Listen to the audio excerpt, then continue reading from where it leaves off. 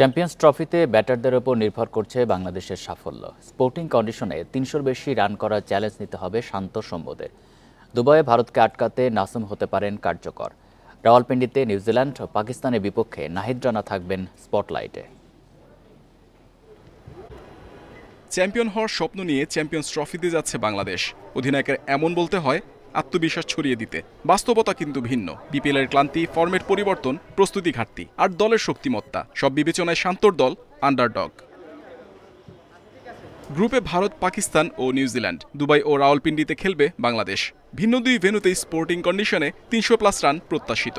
বোর্ডে অত রান তোলা কিংবা তাড়া করার মানসিকতা জরুরি। সেভাবেই নাকি প্রস্তুতি সেরেছে টাইগাররা। স্পেশালি পাকিস্তানে আশা করছি যে 300+ স্কোরই হবে। সো এই ধরনের স্কোর আমরা যদি আগে ব্যাটিং করে অবশ্যই করতে হবে এবং আমাদের ডিফেন্ড করার ক্ষেত্রেও এরকম দেখা যাচ্ছে যে ডিফেন্ড করা লাগবে। সো 300+ এক্সপেক্ট করতেছি। দুবাইতে এক এক সময় এক এক রকম হয়, বাট স্টিল আমার কাছে মনে হয় 260 to 280 এর ভেতরেই থাকবে। দুবাইয়ে ভারত ম্যাচ দিয়ে বাংলাদেশের মিশন শুরু।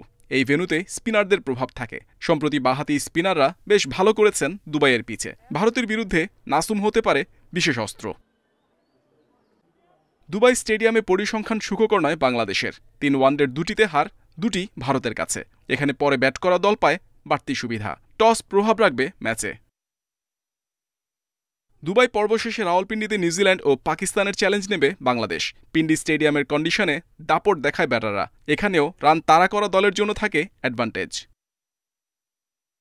রাওয়ালপিন্ডি টেস্টে পাকিস্তান বধের অন্যতম নায়ক নাহিদ রানা।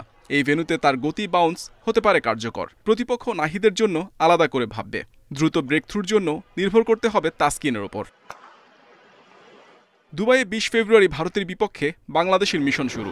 17 তারিখ পাকিস্তান শাহিনসের সাথে ওয়ার্ম আপ ম্যাচ দিয়ে কন্ডিশনের সাথে মানিয়ে নেওয়ার চেষ্টা থাকবে। Mohammad Nazim, independent news, Dhaka.